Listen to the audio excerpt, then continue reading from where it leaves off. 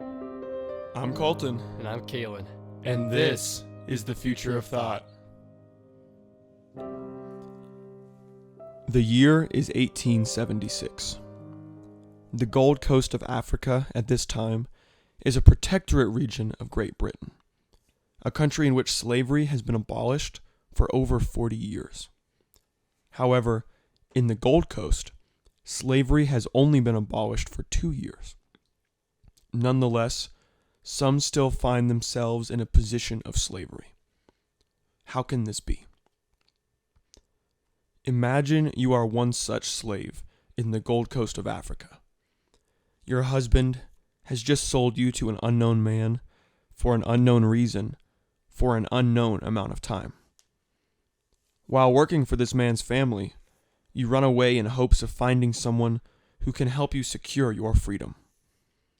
In the Cape Coast, you find a man who works as an interpreter for the courts and beg him to help you sue your slave master. Eventually, he agrees to lend a hand. Throughout the court process, you begin to understand that your freedom, however legal it may be, may in practice be hard to obtain. Why? Because the man you seek justice upon is a powerful man in the lucrative palm oil industry. Not only is this the case, but the jury of the important men in the region aim to persuade the judge that granting your freedom would act as a catalyst for uprising and would hinder the relationship between the region and Britain, ultimately damaging the economy. Whether or not this argument holds true is debatable. Regardless, the important men who said it managed to convince the judge.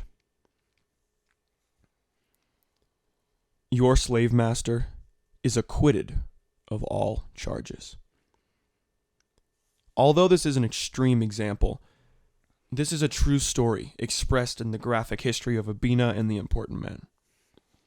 It acts as a microcosm of what Kalen and I call the hidden politics of life. Now, Kalen and I have discussed this idea of the hidden politics of life a number of times. But since we've never sat down to record it until now, Kalen, would you mind giving some information on what that exactly means to us? The hidden politics of life is, again, a term that we don't see often used by anyone else in any other manner, especially in the way that we've come to define it ourselves. And when we talk about the hidden politics of life, we talk about how no matter how righteous or how lawful or how innately good you may be, what takes precedence is whatever impacts your actions and your motives have on people that have power. And so when we talk about the hidden politics of life, we're really talking about a myriad of things that all work together to play towards the difficulty that is working around and climbing social ladders and social environments in the human race. And this doesn't just apply to slavery or other extreme cases. This is common in, let's say, the job market. Let's say you have phenomenal grades. You're an absolute genius. You're expecting to get into the best company there is in whatever field you work. And then you go, you apply, you think it goes well, although you don't build any connections with the individuals interviewing you, but you know you got the stuff, right? And then you get a call back a week later that says you weren't hired. Why can that be the case? Now take a second person, someone who has decent grades, but they're pretty involved in extracurriculars, or even more importantly, they have phenomenal social skills. When they sit down in an interview, they build a relationship with that interviewer. They develop rapport immediately. They are seen as someone who can work in that workplace at this amazing company. So then a week later, this second person receives a call. They get the call saying, hey, we want to do a second interview, or we want to hire you, even though they didn't try as hard maybe in their classes, or then they didn't spend as much time studying, or whatever it may be. They still got the job. And on the surface, that may or may not seem fair, but that is, in essence, this sense of politics, the hidden politics we see in the world today. And when we say hidden, we say that in terms of it mostly goes unnoticed. You do these things, you do these very subliminal social manipulations to get people to buy into what reality is, buy into you, who you are, and what you have to offer. Most of the time, we glance over that, we acknowledge it, and we know it plays a huge role in deciding what we think of people and how useful we think they'll be to us. But it's something that we want to bring attention to because it's a huge facet of social interaction, and it actually helps you climb social ladders much quicker. And not being able to navigate a social sphere using these hidden political skills hinders you. And another thing to discuss on this point is perhaps how we feel about this as a facet of human interaction. Is it important? Should we abolish it? Because really, I think it can be a hindrance sometimes, because regardless of how good you can be at something or what you have to bring to the table, if your social skills aren't there to prove it, then you're meaningless. And I know that that's a multifaceted problem, but it can be very troublesome. Just to clarify, I don't think this could be abolished in any meaningful way, and maybe it shouldn't be. And I say that because the politics in life isn't just social skills. Now, for example, Kaylin and I, we are different heights as people. I am about 6'1". Kaylin, how tall are you? 5'4". About 5'4", right? And you may think that's irrelevant, but there are studies, although somewhat difficult to find studies, that express how there are subconscious biases. There are subconscious biases towards men who are taller, let's say, in reproductive life or in leadership positions. And the same goes for women, but generally women who are shorter are preferred by men and whatnot. And it's fascinating because this idea of removing hidden politics that we have in our world not only may not be feasible, but may not bring, what am I trying to say? May not have a purpose. And I'll try to elaborate on that further. If I go into a job interview and someone else goes into a job interview and we are exactly qualified, and let's say we have exactly the same social skills, well then whoever's taller may or may not win. And that may sound arbitrary, but it's true. Think of the presidents in our world. To the best of my recollection, they're all pretty dang tall. What is Donald Trump? Something like 6'3". The famous stories of Abraham Lincoln being a very tall guy. This is commonplace. So in one sense, you want to minimize discrimination, of course, in the workplace. You want to minimize the buddy-buddy system, the nepotism that you may find in the world, for example. But you cannot completely reduce the hiring processes to numbers. Because if you do that, workplaces may or may not have the efficiency and the flow and the relationship building that they find necessary to be productive. I think that's interesting because reducing people down to numbers obviously could bring a lot of issues, because when it comes to people in the workplace, it doesn't only matter how good they can do their job. It also matters how well they merge with their environment, with their coworkers, how they interact with their boss. it's an interesting facet of human social interaction, and it's something that I find arguing in my head whether or not even kind of important nowadays in people that aren't leaders. This is an interesting argument. I'm not even sure if I have it fully developed, but as I think about it, right, we live in a world that is more and more leaning towards automation, more towards algorithms doing things for us because they're quicker. They don't need sleep, they don't need to eat. They can do that number crunching. And so I guess the hidden politics becomes an issue because it's a skill that's not necessarily taught. When we talked about, or at least when I talked about hidden earlier, I mentioned that it was most of the time thrown under the rug. It's not discussed. It's not talked about. You don't walk up to your friend and say, hey, I totally just juked out my boss and told him all of this stuff about me, and he totally bought it. I'm going to get the job. I mean, at least no one I know. I mean, maybe that's a cool thing to brag about. I'm not sure. But in the case of hidden politics, it's a skill that you really only refine through all of these social interactions. And in my opinion, it actually becomes detrimental at some point because we're getting more and more removed from the workplace.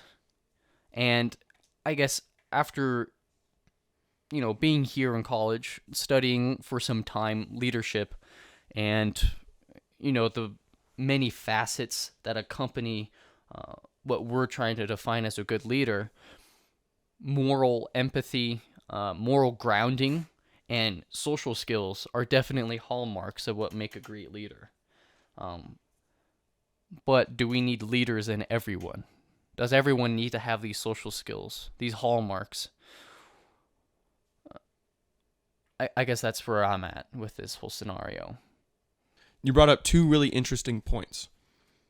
A, does everyone need to be a leader?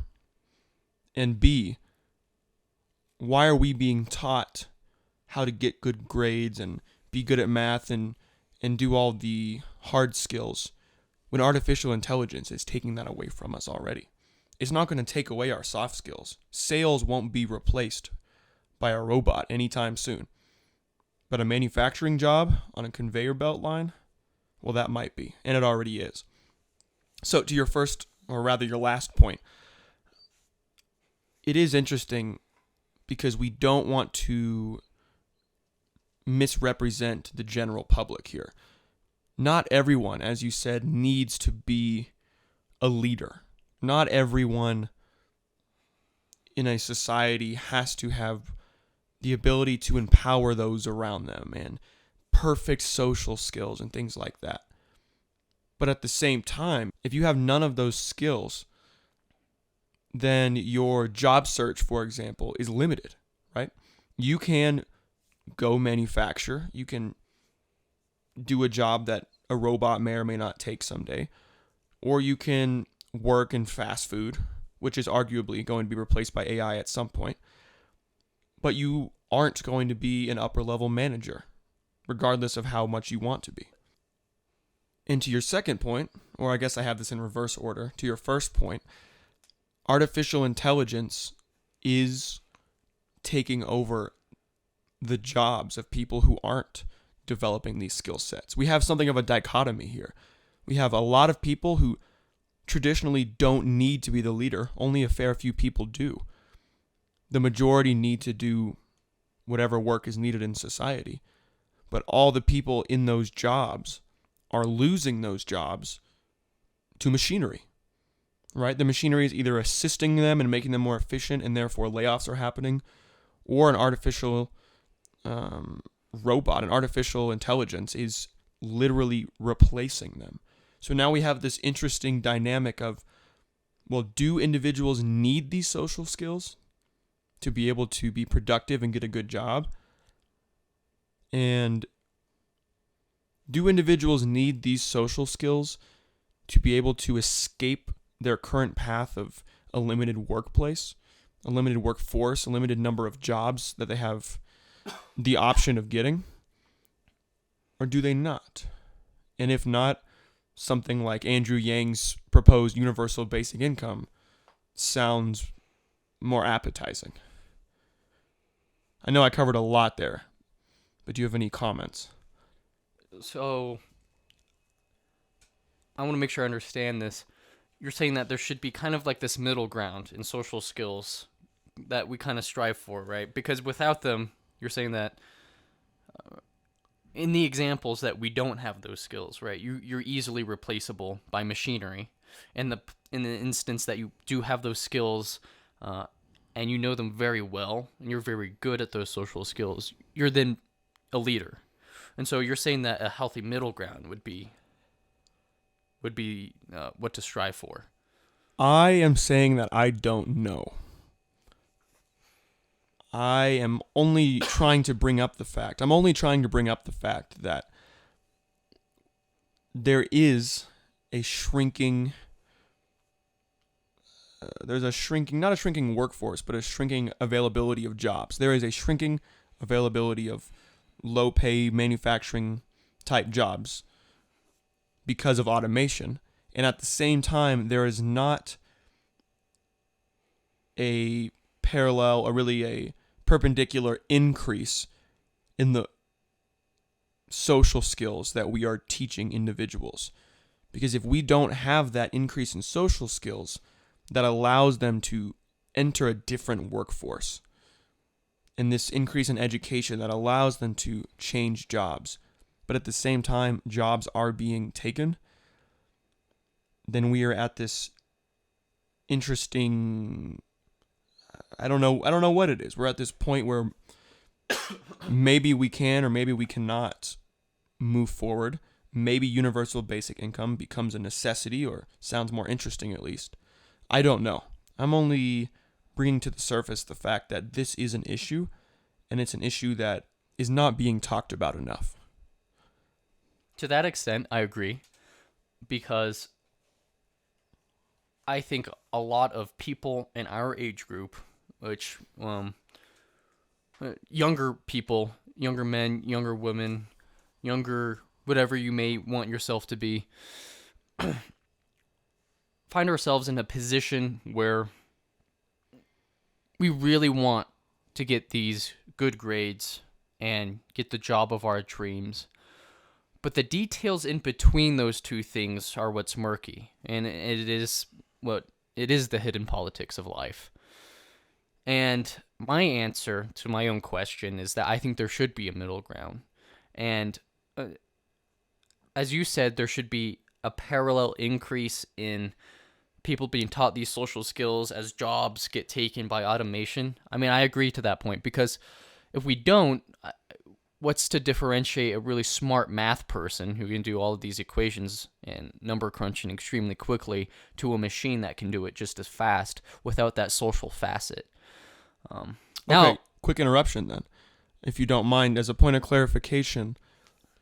Do you not worry that if we just train people to have upper level jobs, there won't be enough jobs? Because for every one person that gets replaced by a robot, there's only, or rather, let's just rephrase it like this. For every 10 people that get replaced by robots, there's one person managing this ecosystem of artificial intelligent machines. So if these jobs are all replaced, if 1 out of every 10 people becomes the manager of the system, where do the other 9 people go? okay, that's a good point. So that's a hard question to answer, because I don't know the logistics. I don't study job flow and the economy of the workplace and job creation and destruction.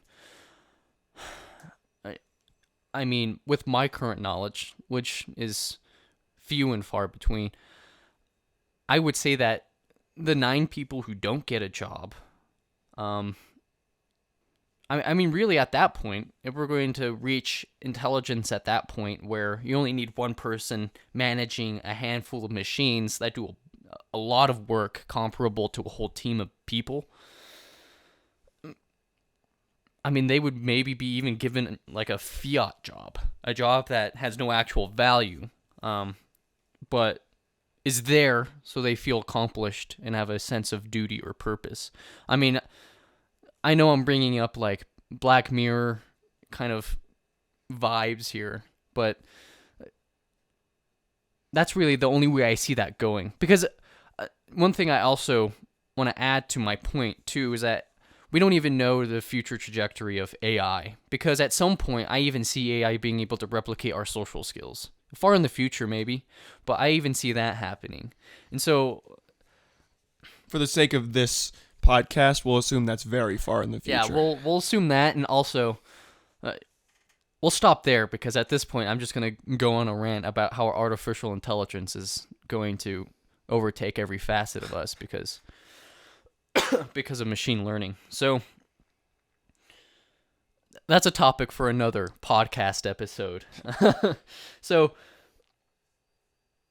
I guess trying to steer it back onto topic,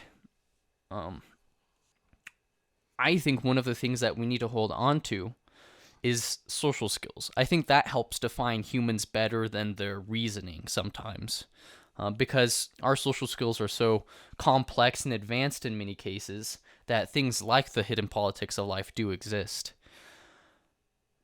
I guess my case, and the thing I want to drive home on my end of the argument and my end of the podcast for this episode, is that I think social skills need to be mentioned to people much earlier, and striving to be a really good social person is a skill that needs to be looked up upon, that needs to be really hammered home for people that are younger and getting into high school and college, because one skill I found myself lacking is that ability. Like in high school, I was really good at, all my classes, fill in the blank grade A student that always did their best in their classes, and maybe a handful of extracurriculars. I come into college and, it's a big mess of confusion. Yeah. Now, I'm going to be bringing it back a little bit to the start of our conversation, after a whole detour with artificial intelligence. An example I have that I got to witness personally were these two people that I'm friends with. One of them is nearly a 4.0 GPA student in the aerospace engineering major, which is extremely difficult, and quite impressive that he's managing that, because the workload is unfathomable, in my opinion. As a point of clarification, Kalen is an aerospace engineer, or at least he's majoring in aerospace engineering. Yeah, so I mean, at least here I can empathize with whatever he's going through. There's another guy who I'm friends with, and his GPA is significantly lower, below a 3 point. I won't say their names. I'm not here to rat anyone out. But the thing that's crazy is I've heard stories from both of them as they go through the process of job chasing during their years at college as they come to a close, which is basically the whole point. The whole point is that you get a seal of approval that says this kid knows what they're doing. Accept them, because they will be a great addition to your workforce. That's really all you're doing here, in my opinion. Because you ask any grad student if they remember first semester calculus, and they'll look at you blankly. Maybe second semester, because first semester is really the basics. And so you have this vacuum of knowledge where you don't remember anything, but all of a sudden you have a job because you have this seal of approval, which in itself is an example of hidden politics of life. But, oh, go ahead. So was that friend of yours who had the lower GPA, was he more social, or what caused him to have a better chance of getting jobs? Yeah, so the friend with a lower GPA really knew, and I think the key term here that I've only recently learned, and every time I think of this situation of the hidden politics, I always think of this one word, networking. He knew how to network, how to get to people, and how to talk to them and be like, hey, do you have any positions open? I'll take them. And it's that social proactiveness that's provided him with the situation he's in now, where he has so many job offers. Now, a caveat to the story is that this guy's also in the military. And so I haven't been in the military, and neither has Colton here, but from what I've noticed, I imagine the military helps you with that networking. But back on topic, the other friend who has the near 4.0 GPA struggles to find anything. Sometimes he finds himself, I imagine, locked out from going to people and trying to approach employers to get jobs, because it can be a nerve-wracking thing. It can be really intense trying to walk to people and sell yourself. And that's the other key point I want to also talk about, is selling yourself as part of this political game that everyone plays in the course of their lives. A skill that I'm not very fond of. I don't like selling myself. If I'm not good at something, I'm not good at something. Don't give me the job. I'm not going to sit here and be like, well, technically I could, maybe, figure it out and do this and do that and sell myself as someone who could do it, when in reality only God knows if I can do whatever the hell the job entails. If I don't know my shit, I don't know it. But that's a skill I have to actually build. I have to build self-selling skills, because that's an important facet of getting jobs. And it's something that I don't feel like many people were taught. I could be in the wrong there. I'm actually unaware of that. It's very hard to get data points. There weren't many research articles on such a thing, but I think this plays into two proximate causes: parenting and the education system.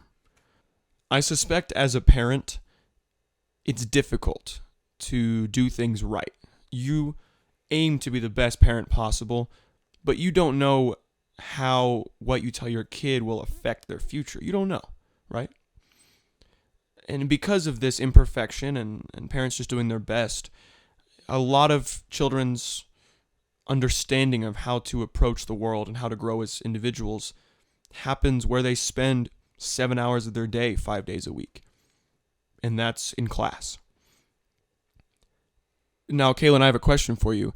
Did you ever have a speech class or a business class or a soft skill class whenever you were growing up and as you went through elementary, middle, or more likely high school? Were those in your curriculum? So whether or not that was actually in your curriculum is an important question. Most of the time it's integrated in your English class. Okay, present your paper to the class now and then turn it in. That kind of the shenanigans of high school English that I'm sure no one loved. And the thing I've noticed is that the same people who struggled giving really fluid and resounding presentations in high school English still struggle in college, because they never had that interfacing with those skills. I personally had plenty of English classes where after you're done typing your paper, maybe even the final paper of the class, that last week you spend presenting either a project or your paper. I feel like I'm lucky enough that I at least did good in the realm of flowing, because I would rehearse the paper, I would read it through, I would get my main points.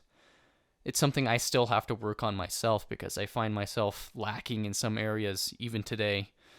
And I probably will for a long time. It's a very hard skill to build, in my opinion, because it requires an audience and it requires people that listen. And, after the age of 10, you no longer care about whether or not you get candy after doing something good or you get reward. You care about what other people think. A social shift that happens as the human brain matures. So I think many people get those classes, but they're not actually speech classes. They're just their English class, and they decided to throw in at the end a little bit of, let's practice public speaking a little bit, but it doesn't really help, because all you do is you just ramble on about what you said in your paper and then turn it in. This brings up a really interesting, I wouldn't say impasse, but a really interesting predicament. Because individuals, as you just stated, Kaylin, they care about how they are viewed to everyone around them. So I, for example, was lucky. I had a speech class in high school. I was very fortunate, but it wasn't taken extremely seriously, admittedly.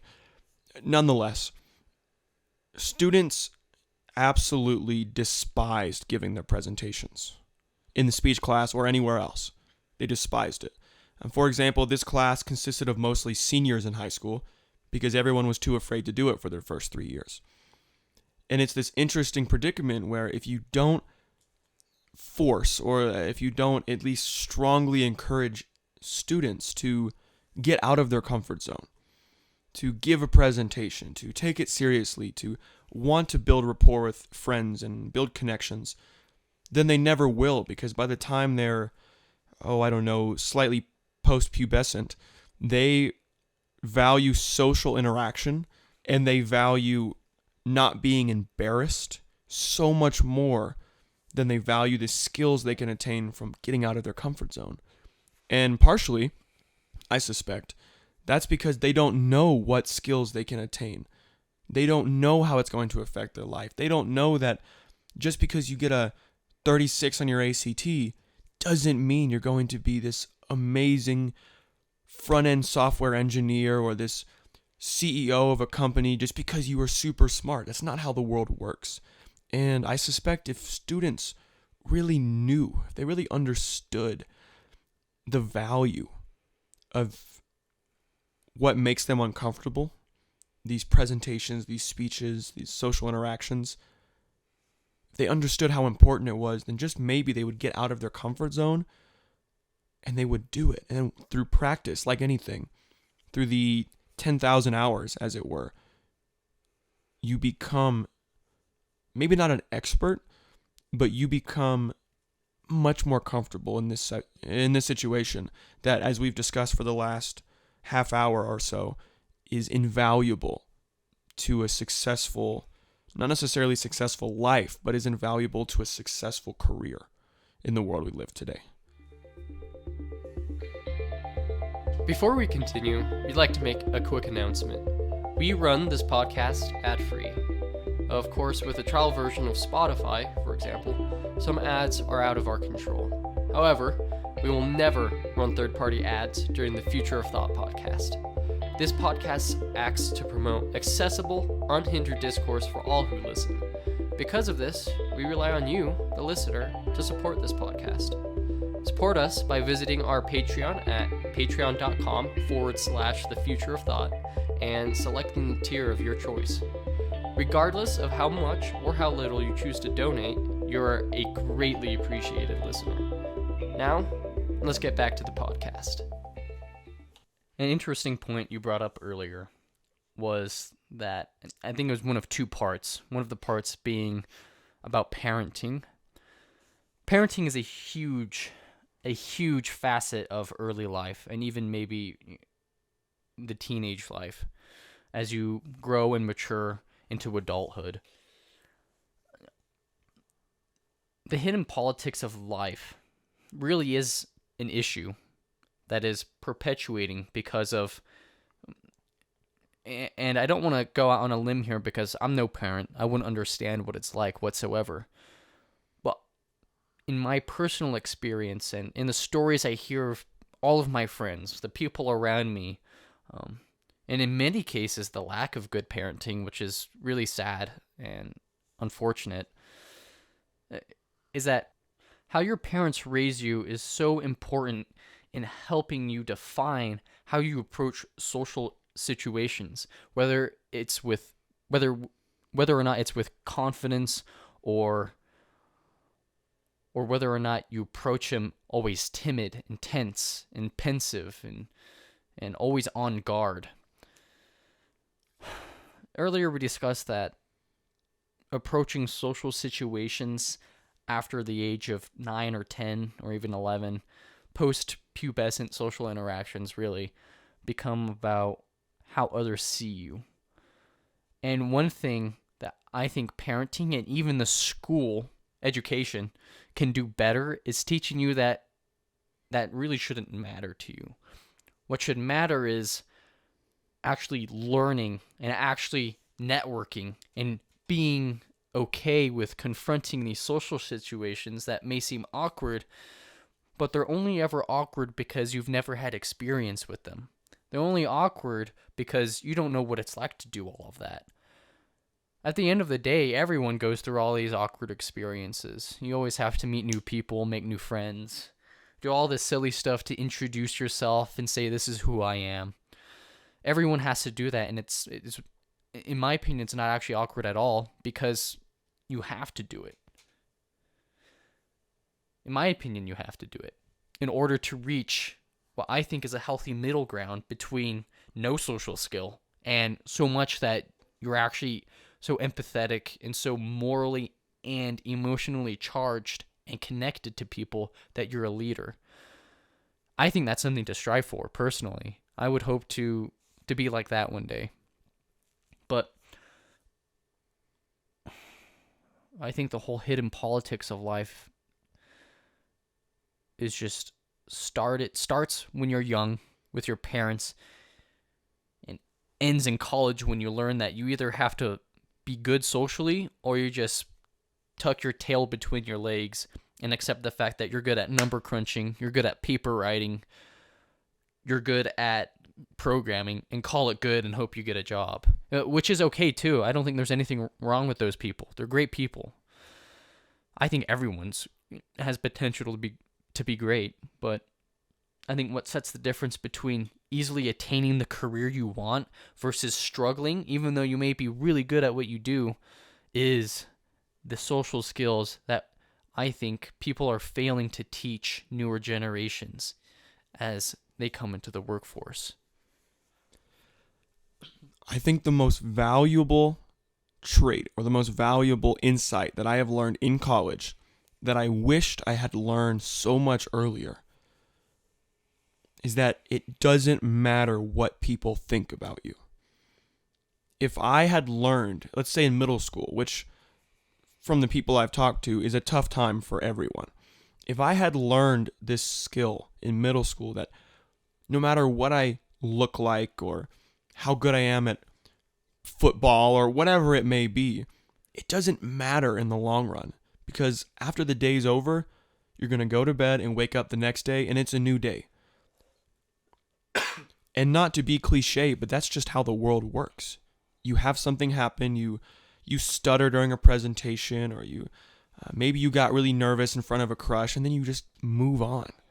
If I understood when I was just a few years younger that what I do and what mistakes I make, at least in theory and usually in practice, do not define me as a person, I would be so much more comfortable, or at least I would have been so much more comfortable being myself, doing what I want to do, finding that friend group that's really me and not trying to sit with cool kids or be the best at a sport I don't care about or whatever it may be.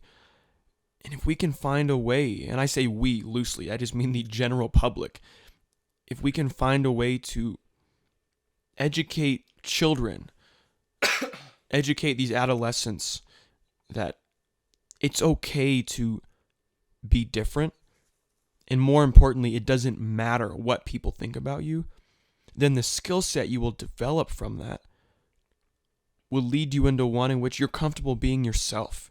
You become comfortable in social situations. And yeah, there's a spectrum. You may be more extroverted, you may be more introverted, and you may be smack dab in the middle. You might be an ambivert, sure. But you will be comfortable in that position, so when the time comes to have that job interview, or whatever it may be, you're not going to change your core values, but you're going to be comfortable in your own skin. And if it doesn't go well or you're not a good fit for the company, then you'll move on. You'll try again. You'll learn from your failure, and that's okay.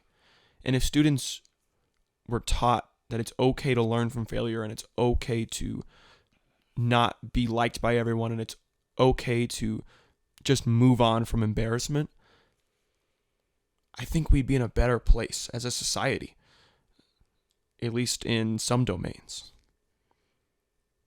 Feel free to disagree. Can you clarify your question to me real quick? Are you saying that, do I agree or disagree with the fact that we should be teaching kids how to be okay with themselves? Is that your claim?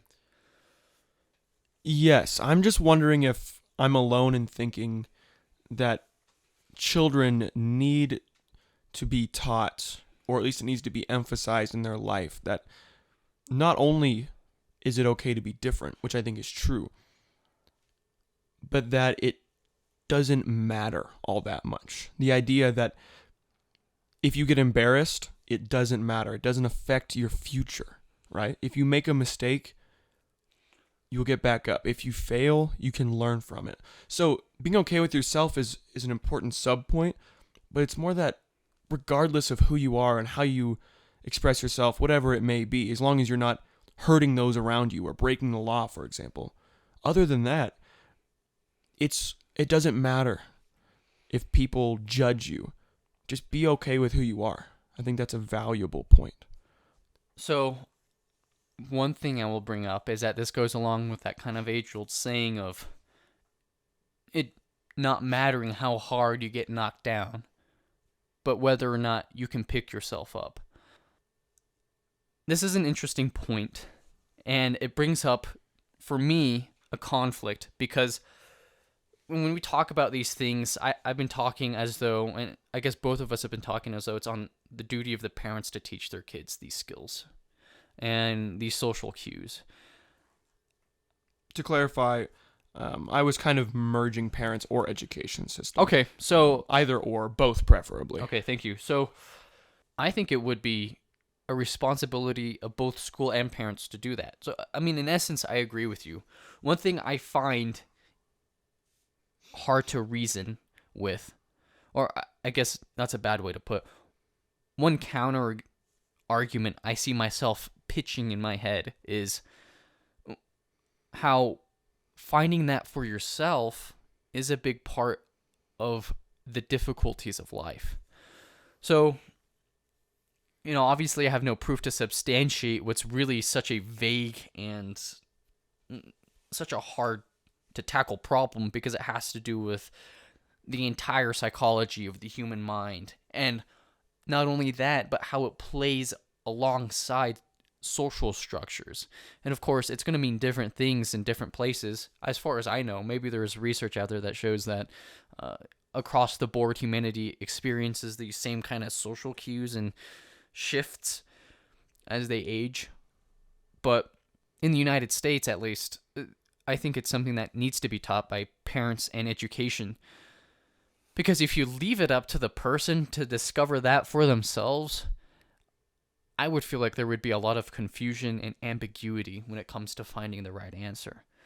So I agree, but I think we should be careful about that counter argument, because part of my journey in discovering the importance of being able to network and talk to people has come from my own experience, which is awesome to talk about. I mean, it sounds great that you can bring up your own experience in this case. But it was also, I was aided by my family and my parents, which I'm grateful for. So I'm in this weird middle road where I was given support from my parents up until, a few years ago. And then I kind of had to find the rest out myself. And so where the line would be drawn is whether or not we think it's an important part of exploring yourself, or it should be handled by parents and education all the way through. I think that your own experience is extremely valuable, but it mustn't fail to be stated that your experience is shaped by how you were raised. Now let's just look at parents, for example. Although this does apply to the school systems as well.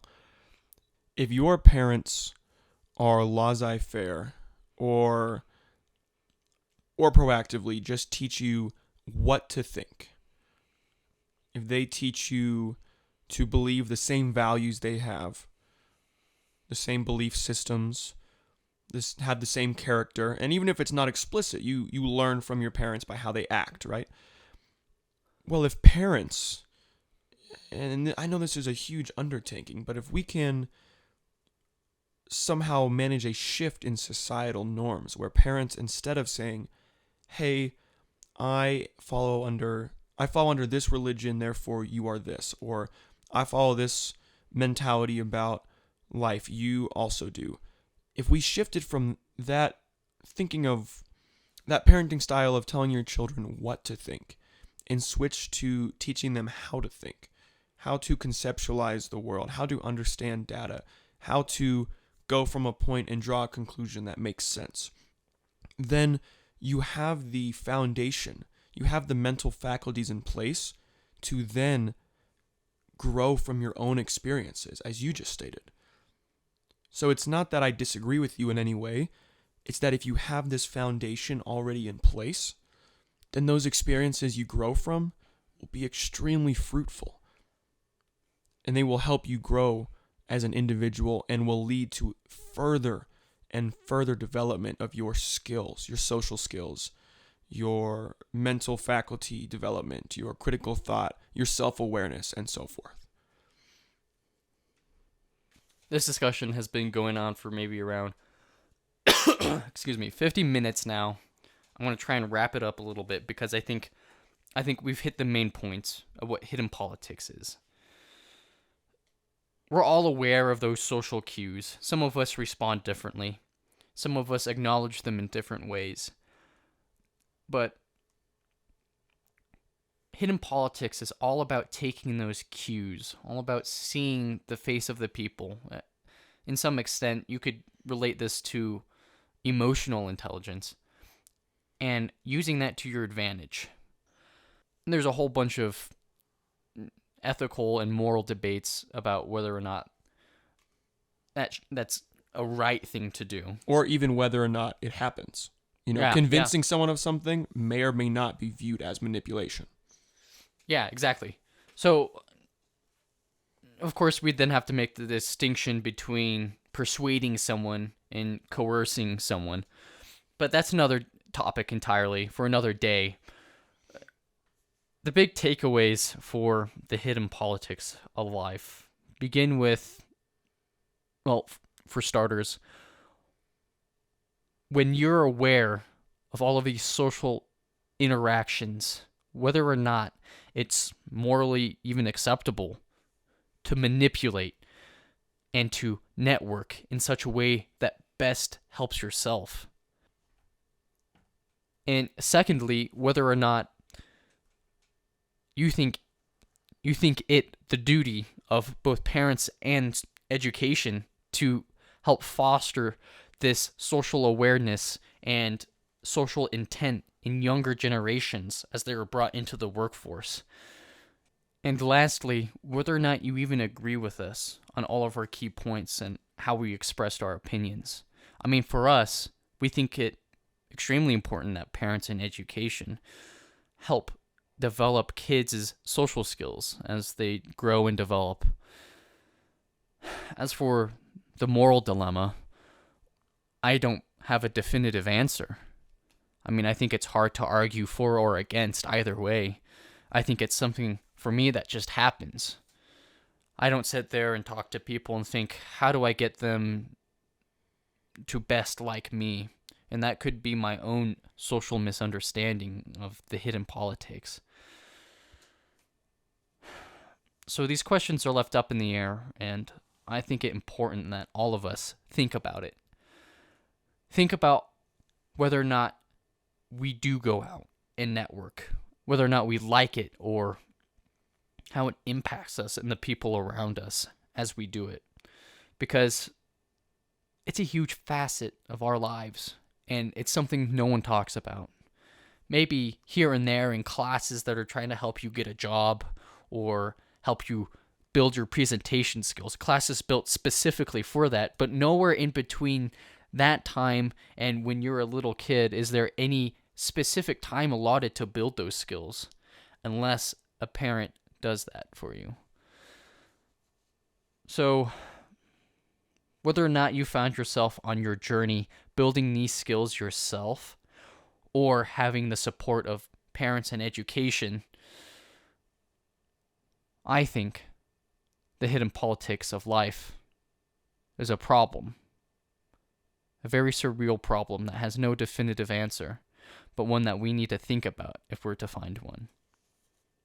Regardless of where you stand on any of the topics we discussed today, whether you agree, disagree, or are somewhere in between and you're just not sure, regardless, life is full of politics, often hidden politics. And once you understand that, you can begin to be more self-aware and to conceptualize the life we live today and how your actions influence those around you.